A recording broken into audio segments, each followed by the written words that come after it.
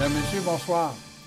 À l'émission de Touche à tout, ce soir, j'ai le plaisir de recevoir un seul invité. Un seul invité qui, vous allez voir, est capable de remplir toute l'émission. C'est celui que j'ai remplacé comme animateur de cette émission-là, qui s'appelait à l'époque Politique Action. J'ai le plaisir d'avoir à mes côtés le maire de la municipalité d'Adstock, réélu sans opposition au mois d'octobre, ou fin octobre, oui, c'est ça, Pascal Binette. Bonsoir, Pascal. Bonsoir, bravo, Pierre. Félicitations. Merci, merci. Professeur d'histoire générale et de la politique américaine, hein, je pense. Tout à fait, oui, au cégep. Ouais, au cégep, bon, il faut bien gagner sa vie. Oui, c'est aussi, oui. C'est pas assez payant la mairie d'Adstock. Disons que c'est presque une job à temps plein aussi, là, mais effectivement, c'est dans nos milieux municipaux plus locaux, là, évidemment, c'est pas un salaire à temps plein. Ouais. Alors là, tu viens d'entreprendre ton deuxième mandat à la mairie d'Adstock. Oui. Alors, tu as fait tes 4 premières années. Qu'est-ce que ça fait d'être réélu sans opposition?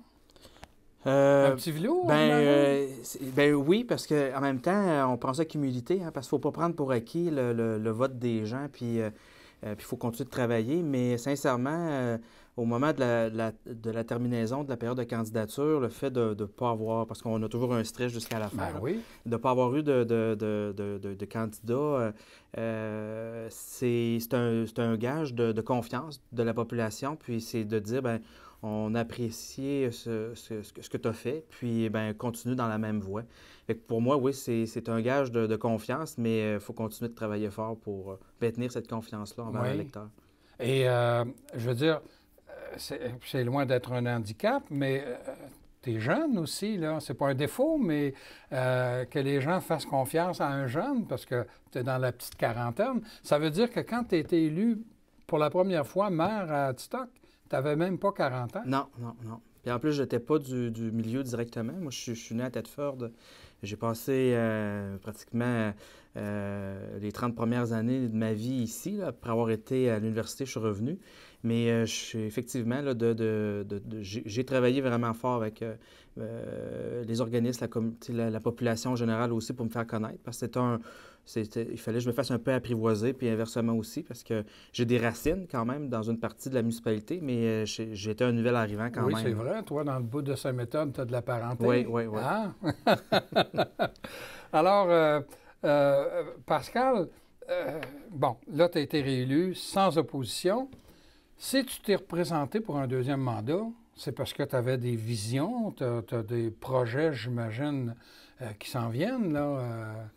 Oui, bien, c'est sûr que dans les 4 dernières années qu'on vient de passer, là, on avait quand même un plan d'action fort ambitieux. On est dans une année qu'on a vécue à Adstock quand même assez difficile, chamboulée par des ressources humaines. Là, on a eu affaire dans le fond, à remplacer notre directeur général. Oui, c'est vrai, il a quitté. Il a quitté cette année. Puis, c'est sûr aussi également, on a eu des changements à la direction des travaux publics. Fait que c'est sûr que ça l'a en même temps amené beaucoup de chamboulements au niveau de l'administration. Puis, on est dans une année, on termine des chantiers là, quand même très importants, de plusieurs millions de dollars, réfection de routes. Consolidation du parc industriel, réseau d'aqueduc qu'on est en train de mettre aux normes actuellement. Donc, puis même l'Arena aussi subit une cure de rajeunissement. On a fait des améliorations au bâtiment. Donc, on fait tout ça cette année. Là. Donc, il faut terminer tout ça l'année avec tous les projets qu'on avait comme annoncé à la population après nos séances de consultation. Quels projets ils voulaient voir un peu apparaître pour améliorer la municipalité. Fait que cette année, en 2017, puis même 2018, on va terminer un peu notre plan d'action qu'on s'était donné, fixé. Puis évidemment, on a d'autres choses en 2018 et années suivantes qu'on veut travailler avec la population. Bon, ben on va y revenir. Oui. Mais je t'ai reçu, je ne sais plus combien que ça fait de mois, là, mais tu étais venu nous parler suite à une vaste consultation que tu as fait auprès de la population de la nouvelle municipalité, parce qu'il faut dire qu'Adstock, c'est un regroupement de Sacré-Cœur-de-Marie, Saint-Méthode, Saint-Daniel, Saint-Anne-du-Lac aussi, et tu as un territoire très, très vaste. Il fallait essayer de trouver une identité commune, parce que là, tu as des entités séparées. Oui. Et vous avez fait un plan stratégique, hein? Tu es venu m'en parler. Oui. Est-ce que tout ça découle de ça et de ce qui s'en vient aussi, que tu vas nous parler? Oui, oui. Bien, effectivement, ben ça fait quand même, ben, quand on s'était parlé, j'étais venu ici, on fêtait notre 15e anniversaire de fondation. Oui, c'est vrai, donc, en plus, oui. C'était dans ce cadre-là, puis on terminait nos séances de consultation. Ces soirées-là, puis ces séances-là qu'on a fait à grandeur du territoire avec différents thèmes avaient pour but justement de comment on pouvait faire pour travailler mieux ensemble. Donc, la thématique était dédiée justement à avoir, tout en maintenant les identités de chacun des secteurs, parce que le sentiment d'appartenance est quand même très fort dans chacun des secteurs que vous avez mentionnés. Comment on pouvait avoir une vision d'ensemble pour travailler et avancer des projets de manière en parallèle. Donc, on avait identifié les besoins dans chacun des secteurs de par les conseillers, conseillères. On avait travaillé avec les organismes qui étaient en place. Puis, on avait identifié certaines pistes dans le fond d'action qu'on voulait voir évoluer puis mener de front. Puis, c'est ce qui nous a amené en 2017, 16-17, parce que cette année, c'est vraiment la plus grosse année là, en chantier. Mais parce qu'on a fait quand même plusieurs autres petits projets là, qui ont permis de dynamiser le milieu. Mais c'est suite à ces séances-là de consultation qu'on a élaboré le plan d'action.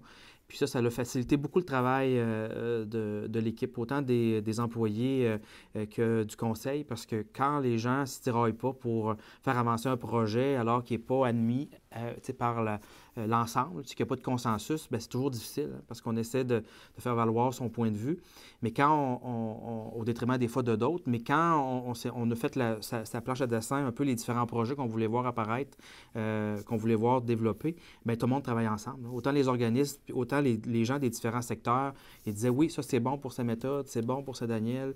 Fait que peu importe l'endroit où tu demeurais à Atitok, bien, les gens avaient adhéré à ce plan-là.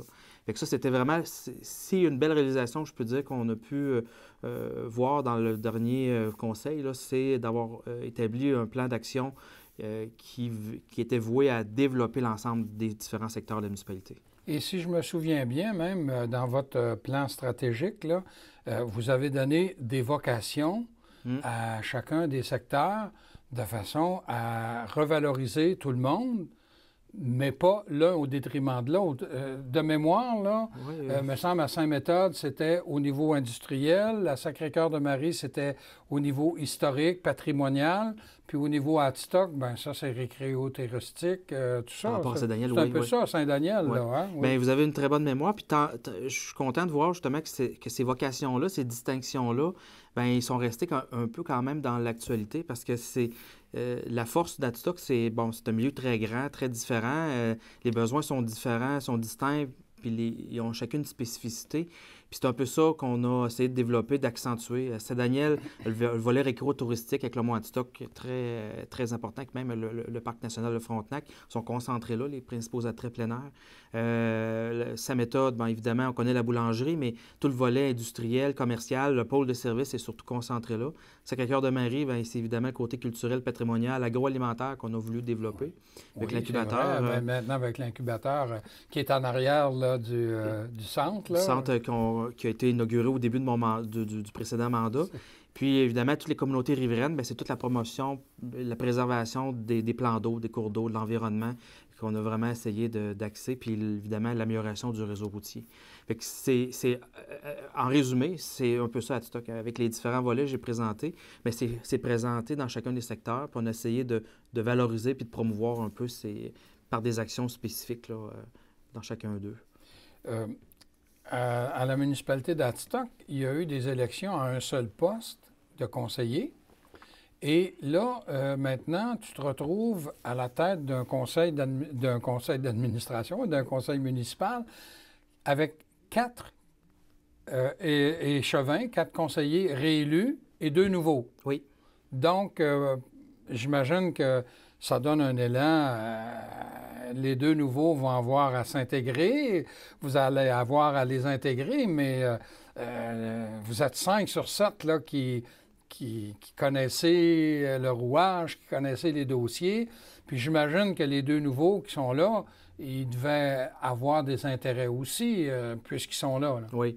Bien là, ce qui est important, là, c'est qu'on travaille depuis quelques semaines à établir un peu le prochain plan d'action. Dans le fond, de définir qu'est-ce que les gens alentour de la table aimeraient souhaiter là, réaliser. Et c'est sûr que des fois, on peut penser que c'est facile parce qu'on a déjà une base. Oui, mais en même temps, je compare un peu la manière que je dirige un peu mon conseil avec mon équipe. C'est un peu comme à l'école. Hein. On a souvent puis même avec les citoyens aussi, quand on fait des actions, souvent, c'est de répéter. L'enseignement, c'est l'art de répéter sur différentes formes. Professeur. Oui, bien, finalement, je fais de la déformation professionnelle comme maire. Mais sincèrement, c'est important parce que on sait que des fois, on explique des choses, puis on prend pour acquis que les gens savent déjà des choses, mais ce n'est pas toujours le cas. Il faut revenir souvent à la base, expliquer un peu le fondement, pourquoi on fait telle action, pourquoi il arrive tel événement, puis qu'on prend telle décision. Donc, l'information, même dans une équipe qui est déjà, je dirais, rodée, là, excusez l'expression, mais... Ah oui, effectivement, c'est le cas. Hein? C'est quand même présent, parce qu'il ne faut pas prendre pour acquis, parce qu'on a déjà une équipe implantée, qu'on veut toute la même chose.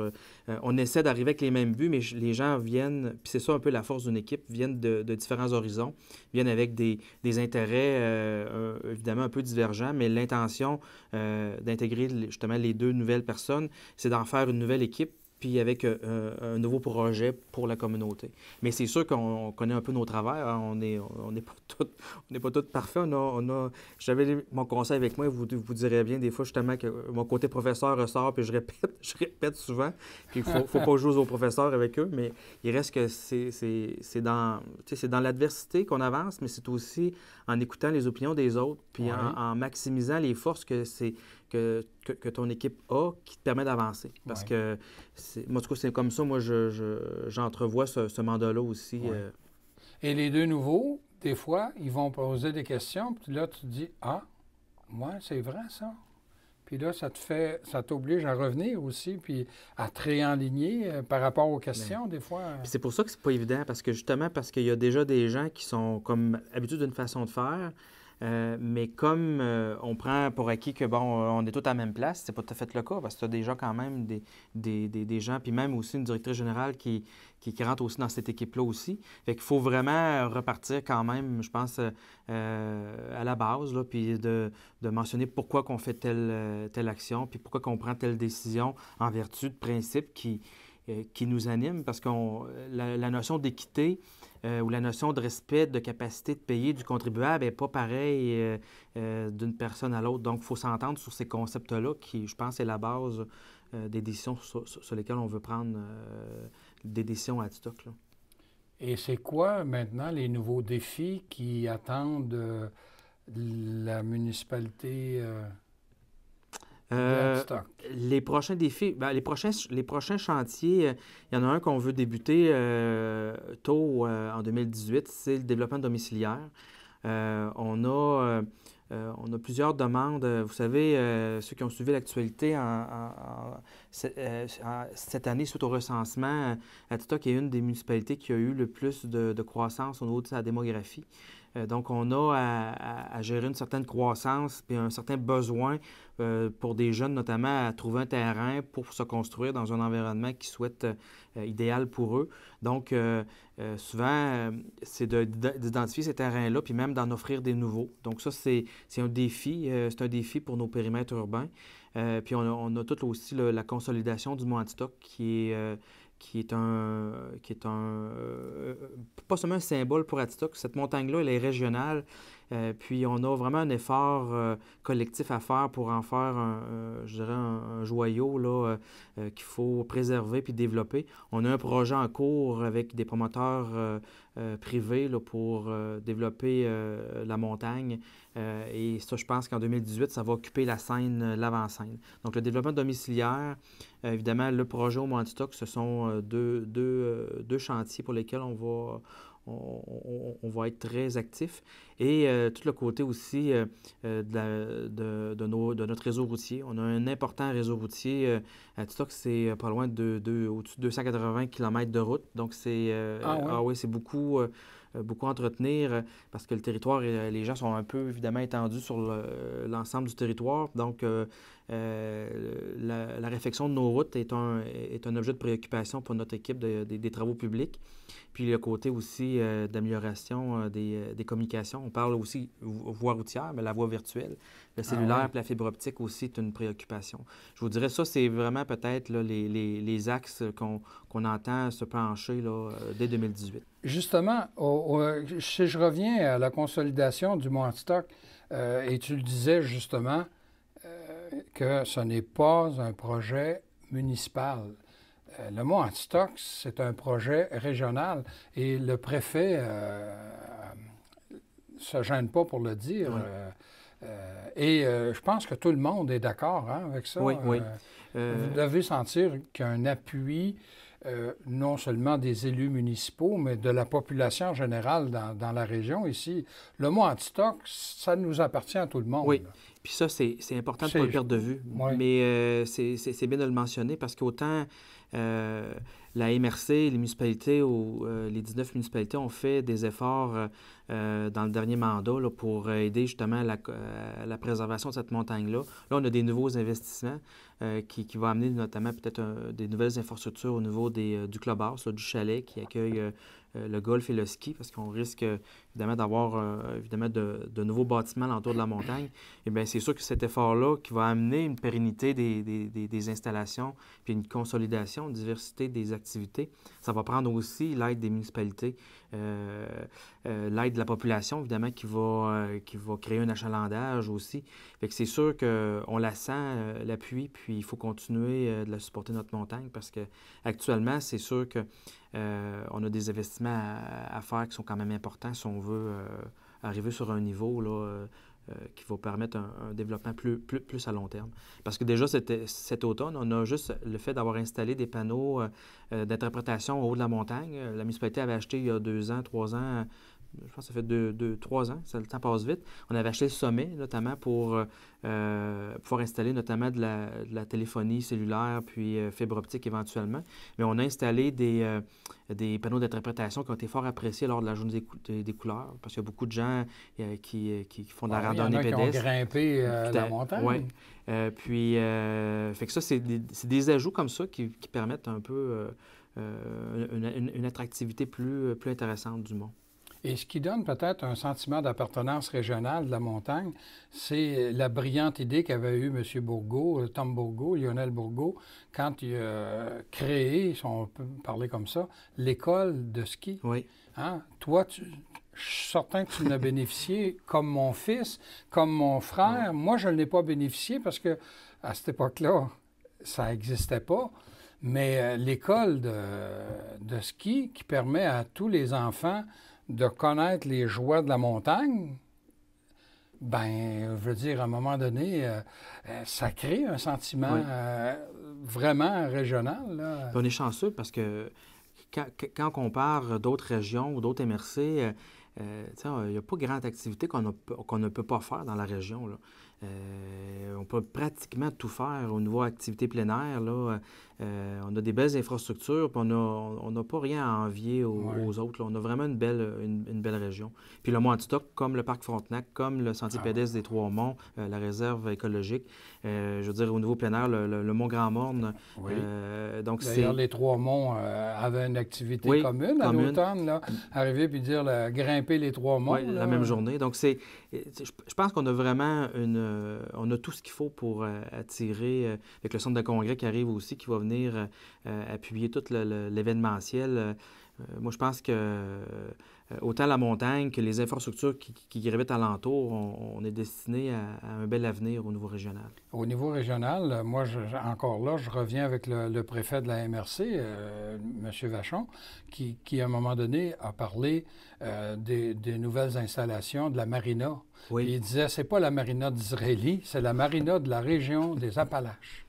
Bien, puis il a tout à fait raison. Quand on regarde qui est à Disraeli. Qui est à Disraeli, mais quand on regarde ça, c'est une des seules dans la MRC qui est accessible grand public. Puis c'est une belle installation. C'est quelque chose de bien à Disraeli. Là, les gens qui n'ont jamais eu la chance ou encore la curiosité d'aller voir la nouvelle marina d'Israéli, là, moi, j'en ai parlé avec le maire et puis je disais bravo, chapeau, vous avez fait quelque chose de super. Vraiment. C'est vraiment régional. Bon, c'est installé à Disraeli, parfait, un peu comme la montagne. La montagne est à Hadstock, la montagne est à nous. Et c'est un peu ces frontières-là qu'il faut essayer d'enlever, hein, parce qu'on a... on est habitué, évidemment, là, des fois, aux petites guerres de clochers, parce que c'est un peu historique, là. Mais il reste qu'aujourd'hui, si on veut... Le touriste il connaît pas de frontières, le touriste. Le visiteur non plus. Les gens, quand ils veulent vivre une expérience, là, le fait qu'ils changent d'une municipalité à une autre, là, ça n'a pas de consonance pour lui. Puis pour des administrateurs, pour des gens, des dirigeants municipaux, des élus, il faut qu'il y ait à peu près la même optique aussi. Si on veut développer régionalement parlant, il faut essayer, évidemment, on reste qu'il faut défendre notre milieu parce qu'on est élu pour ça, par la population, mais à travers ça, il faut avoir un sentiment de régionalisation, puis d'aider, puis de soutenir ce qui se fait dans les plus petites municipalités comme dans les plus grandes. Puis vous citez des fois notre préfet. Je vais utiliser également certaines expressions qu'il a déjà employées, puis je pense qu'elle est vraiment, typique aussi dans ce qu'on vit ici. C'est que quand on a une ville-centre qui se développe, bien évidemment, les périphéries alentours en bénéficient. Mais c'est la même chose aussi, quand les périphéries se développent, bien évidemment, on est... Le centre en bénéficie. Fait que c'est un vase communicant. Puis ça, je pense qu'il faut avoir ça à l'esprit. Quand on parlait tout à l'heure de la vocation dans la municipalité d'Hadstock, du secteur Sacré-Cœur de Marie, le patrimonial, en 2016, le Chemin des Artisans avait sa ville d'accueil, justement, à Sacré-Cœur de Marie. Et moi, là, j'ai vu des gens qui étaient en autobus, donc du monde vraiment en dehors de notre région, et quand ils rentraient dans l'église, ils faisaient le même saut que j'ai fait, moi, la première fois que je suis allé dans l'église. Mais c'est de toute beauté, c'est une église extraordinaire. Puis quand on monte dans les jubés, là, parce qu'il y a un petit musée, là, c'est une église... Moi, là, j'entendais les gens, là, qui venaient je me souviens plus de quelle région, mais qui n'étaient pas d'ici, là, tu sais. Puis c'était les commentaires qu'ils faisaient. Moi, j'étais assis, puis je disais pas un mot, là. Pour une fois, j'écoutais. Mais c'est une richesse, ça. Bien, c'est pas pour rien que la municipalité, là, on était une des premières à déclarer une église bien patrimoniale. On l'a donc cité. Ah, oui. Puis, de l'extérieur, elle a l'air de rien, parce que c'est sûr que c'est comme la plupart des églises. C'est pas une église... à l'intérieur, c'est... Avec un ordre Casavant, rénové... Moi, des fois, je l'appelle la petite sœur de l'église Saint-Alphonse, parce que l'église Saint-Alphonse, elle est magnifique. Là. Mais dans les églises de campagne, là, rurales, là, dans le typique, parce que c'est quand même une des plus vieilles églises en bois qui a résisté au feu, parce qu'il y a plusieurs incendies qui ont perdu ces églises-là à l'époque, puis on reconstruit des édifices en pierre. Mais c'est un des bâtiments quand même les plus anciens qui datent des premiers temps de la paroisse. Et là on vient de réveiller le professeur d'histoire. Mais c'est merveilleux, ça. C'est un joyau. Puis c'est pas pour rien que les gens sont fiers aussi, puis ces gens-là, ils tiennent évidemment à leur église, puis dans un contexte où ce qu'on entend justement là, des rationalisations de ces bâtiments-là qui sont déclarés excédentaires, bien, on vient jouer avec aussi un peu le sentiment des gens. On vient jouer avec les tripes du monde. Oui. Est-ce que vous avez d'autres projets? Là, on a parlé de développement domiciliaire, conciliation du Mont-Hadstock, amélioration du réseau routier, mais j'ai été surpris, 280 km. Oui, c'est étonnant. C'est vrai que c'est... Hadstock, là, c'est... Bien, c'est une des plus grandes... sur la rive sud. Sur la rive sud de Québec, elle est dans les premiers 5 municipalités qui sont grandes en étendue de territoire. En étendue, puis on a parlé aussi d'améliorer les communications. Oui. Notamment avec la fibre optique. Oui. Mais ça, j'ai l'impression que c'est un beau projet qui est chapeauté par la MRC. Hein? Puis qu'on espère qu'on va y voir des suites au cours de 2018 parce qu'on sait qu'à l'époque, c'était les voies de communication terrestres qui étaient fondamentales pour l'économie des villages. Mais aujourd'hui, les voies de communication sont virtuelles. C'est le cellulaire, c'est la fibre optique. Puis le projet qui est piloté par la MRC, évidemment, nous, on y croit beaucoup. Parce que si on veut développer nos périphéries, justement, bien, il faut qu'on attire les jeunes familles. Les jeunes familles, même des travailleurs autonomes qui ont besoin de ces voies de communication-là pour transiger avec... les fichiers sont tellement lourds aujourd'hui qu'on ne peut pas penser qu'on peut vivre à côté de ça, là. Donc, la fibre optique est un dossier fort important. Puis on est quand même près de Thetford, mais je peux vous dire qu'il y a énormément de zones mortes au niveau cellulaire. Moi, je faisais des folies avec justement le maire de Kenners Mills, qui est devenu la banlieue de Thetford. Oui. Puis il me contait là qu'il y a des endroits où la téléphonie ne fonctionne pas encore en 2017. Et là, Bell Canada refuse d'aller les installer, je ne sais plus pour d'ordre technique, là. Mais on est en 2017, puis il y a des secteurs qui ne fonctionnent pas en banlieue de la grande ville, comme on dit. Ben oui, puis à mon sens, c'est pas comme ça que tu peux développer une région. Là. Si tu as des vides, parce qu'on sait que si les gens ne viennent pas résider chez toi, une personne ou deux dans un rang font une différence, parce que c'est ce qui fait que le rang peut être ouvert l'hiver, tu peux l'entretenir, puis après ça, évidemment, penser à recevoir d'autres personnes par la suite. Mais c'est vraiment important, c'est l'avenir. Donc, vous avez du pain sur la planche à Adstock au cours des 4 prochaines années. On manquera pas d'ouvrage parce que c'est sans compter les petites activités qu'on veut, évidemment, puis les projets qu'on veut déployer dans nos secteurs. Donc, on ne manquera pas d'idées, puis c'est le temps qui risque de nous manquer, j'imagine. Merci beaucoup. Ça fait plaisir. J'avais le plaisir de recevoir le maire de la municipalité d'Adstock qui a été réélu sans opposition pour les 4 prochaines années, M. Pascal Binette. À la semaine prochaine.